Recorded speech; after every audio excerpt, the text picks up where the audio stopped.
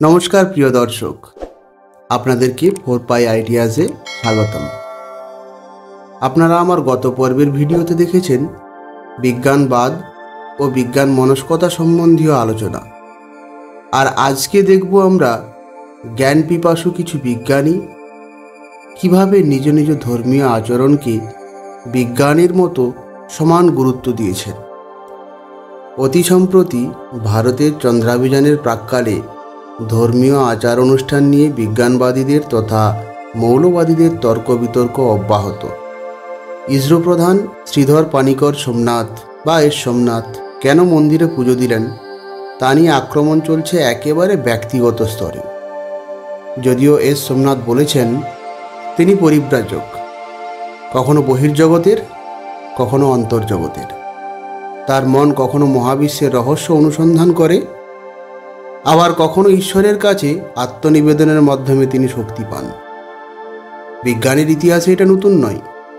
প্রাচ্য ও পাশ্চাত্যের প্রথম সারির বহু বিজ্ঞানী উচ্চ মার্গের গবেষণার সঙ্গে সঙ্গে ব্যক্তিজীবনে ধার্মিক আচার পালনে নিষ্ঠাবান ছিলেন, ঈশ্বর বিশ্বাসী ছিলেন বা আছেন। কয়েকটা উদাহরণ আরও দিই। ভারতীয় গণিতজ্ঞ শ্রীনিবাস রামানুজন একজন গভীরভাবে ধার্মিক ছিলেন। তিনি নামাগিরি দেবীর ভক্ত ছিলেন খুব ছোটবেলা থেকেই। রামানুজনের প্রতিভাকে বিশ্বের সামনে তুলে ধরার অন্যতম কারিগর ছিলেন কেমব্রিজ বিশ্ববিদ্যালয়ের গণিতজ্ঞ গডফ্রে হ্যারাল্ড হাডি, যিনি আবার অন্যদিকে ঘোর নাস্তিক। এখন আপনার মনে হতে পারে যে রামানুজনের কঠিনতম গণিত সমীকরণ ও অন্যান্য ধারণা কি ওই নামাগিরি দেবী কানে কানে এসে স্বপ্নে বলে দিয়ে যান? দেখুন, সে অনুসন্ধান নিষ্প্রয়োজন। শুধু এটাই বলার যে রামানুজনের ধর্মবিশ্বাস কেমন ছিল এবং তিনি কতটা নিয়ম নীতি পালন করতেন।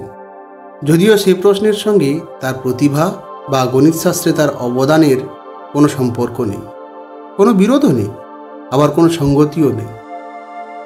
অন্যদিকে পাকিস্তানের প্রথম নোবেলজয়ী পদার্থবিদ ডক্টর আব্দুল সালামের জীবনের একটা ঘটনা উল্লেখ করি।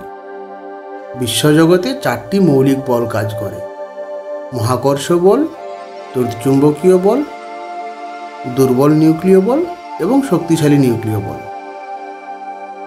এই শেষের দুটি পরমাণু জগতের মধ্যে ক্রিয়াশীল। 4টি বলকে পারস্পরিক সম্পর্কযুক্ত করাটা পদার্থবিদদের কাছে একটা বড় চ্যালেঞ্জ। তড়িৎ ও চুম্বক বল যে একটাই বল, সেটা তাত্ত্বিক ধারণা প্রথম অবতারণ করেছিলেন জেমস ক্লার্ক ম্যাক্সওয়েল।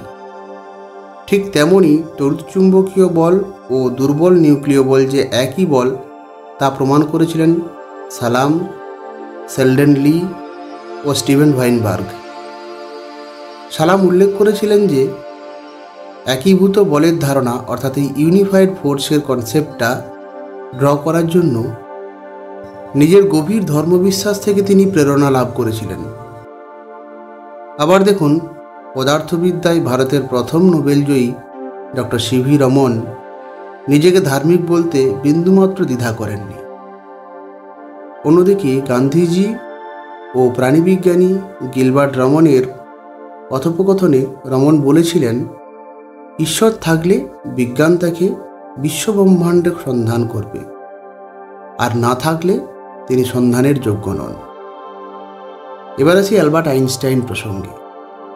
আইনস্টাইন কখনো ঈশ্বরের অস্তিত্বকে সরাসরি মান্যতা দেননি, কিন্তু ধর্মাচরণ বা ঈশ্বর বিশ্বাসী মানুষের সঙ্গে কথোপকথনে নিজের নানান লেখায় তিনি যথেষ্ট কৌতূহল প্রকাশ করেছিলেন।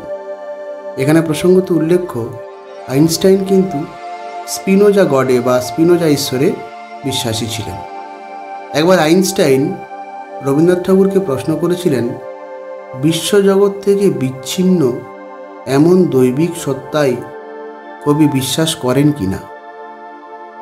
উত্তরে রবি ঠাকুর বলেছিলেন, বিচ্ছিন্ন বিশ্বজগৎ নয়, তিনি বিশ্বাস করেন মানবিক বিশ্বজগতে, যার মূল সত্য মানুষ।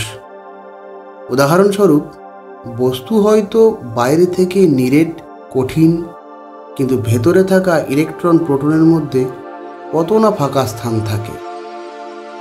তেমনি মানুষ হিসেবে প্রত্যেকে আলাদা, কিন্তু মানবিক সম্পর্কের দ্বারা তারা শৃঙ্খলায়িত হয়ে বিশ্বজগৎ তৈরি করেছে। তাই মনে হয় দুজনেই যেন মহাবিশ্বে আমি একা ভ্রমি বিস্ময়ে মুগ্ধ। ধর্ম এবং ঈশ্বর বিশ্বাস ছাড়াও বিজ্ঞান জগতে এসছে রক্ষণশীল সংঘাতের আবহাওয়া। আমেরিকান বিজ্ঞানী এবং জনপ্রিয় লেখক কার্ল সেগেন বহির্বিশ্বে প্রাণের অস্তিত্ব আছে কিনা তা নিয়ে বৈজ্ঞানিক অনুসন্ধানের কাজে নানান সময়ে বিভিন্ন প্রতিকূলতার সম্মুখীন হয়েছিলেন। তিনি এক সময় বলেছিলেন, প্রমাণের অনুপস্থিতি কোনো কিছুর অনুপস্থিতির প্রমাণ নয়।